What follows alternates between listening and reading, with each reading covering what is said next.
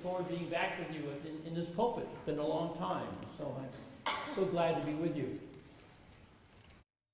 There's a shocking tragedy in today's gospel. The governor, Pontius Pilate, has ordered religious pilgrims to be slaughtered as they worshiped God. It must have been horrible. Witnesses of this gruesome crime asked Jesus, why? Why were these pilgrims killed? Why is a question we still ask ourselves when we hear about a tragedy. At the time of Jesus, it was commonly believed that tragedy was a punishment, or at least a warning of some kind, a warning from God. Most of the people in today's gospel probably believed that the slaughtered Galileans must have done something very terrible, something that really angered God. I find it interesting that even now, in the opinion of many social scientists, that it's somehow easier to stomach a tragedy if there's something or someone to blame. In response to the murders, Jesus asked the people to erase any thought that God would send violence, that God would send tragedy, even death, to those who have sinned. Jesus told them, do not follow a God who replaces evil with evil, who replaces violence to sin. Yet still today, some people desire a God who gets even, a God who triumphs over enemies. They don't want a God that washes dirty feet, or a God who loves one's enemies. They don't want a God who stretches his arms on a cross. Jesus faced a difficult decision. People were asking, was it God's decision to bring death to the pilgrims? To help people to better know God, Jesus told them a story. It's a story we just heard about a vineyard and its owner, about a fruitless fruit tree and its gardener. The tree, while being fed by the owner's soil, was failing. The tree was now a full-time taker, not a maker. That made the owner angry. He ordered his gardener to cut it down. But the gardener hesitates. He does not just disagree with the owner.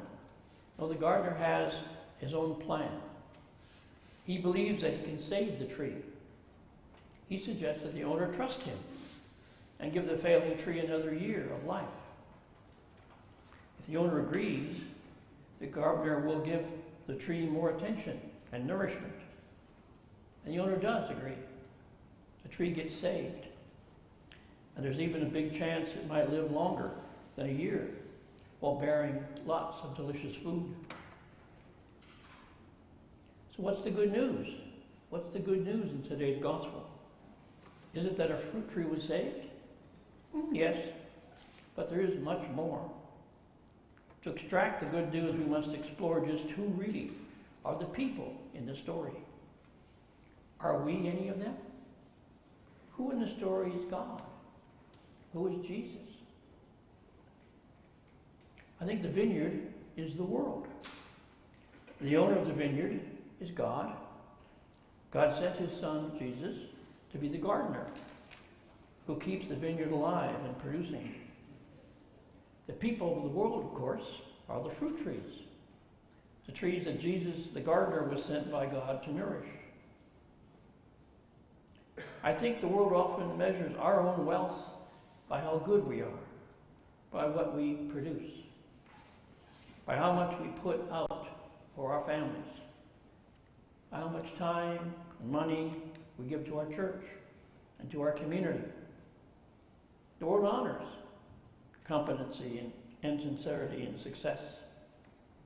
It is the wisdom of the world that demands that a fruitless tree must be uprooted and thrown into the fire. But Jesus, the gardener, says no. No, he says no to the wisdom of the world. Jesus proclaims that our value is not measured by what we produce, I think God would say, don't worry about all that. What matters to me is how much you care. How much you care for the one who cares for others. And God, of course, cares for us. I believe God says, I care so much for you that I will get dirty in the dirt of your lives. But that is where we always will find God, in the midst of our dirt, in the midst of our pain, in the midst of our hopelessness. But I see even more in this parable. I think God calls us also to be gardeners. I think God calls us to follow him by digging into the soil and the manure of what life sometimes throws at people.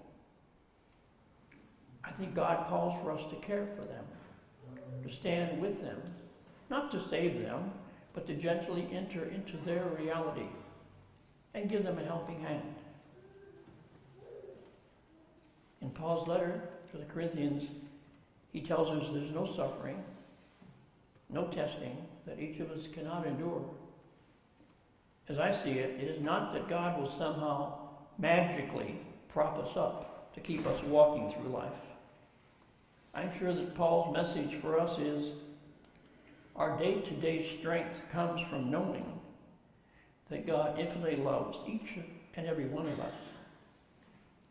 One may ask the question, from where does that love and strength come from that we need?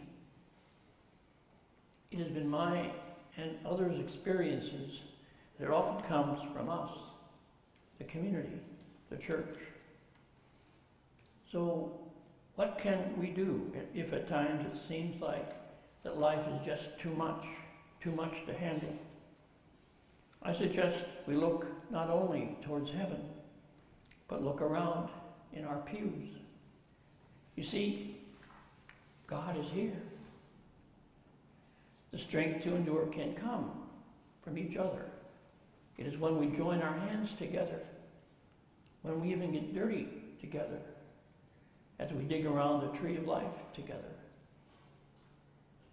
It is at these sometimes exciting times that we at St. Paul's mysteriously create abundant life together. Amen.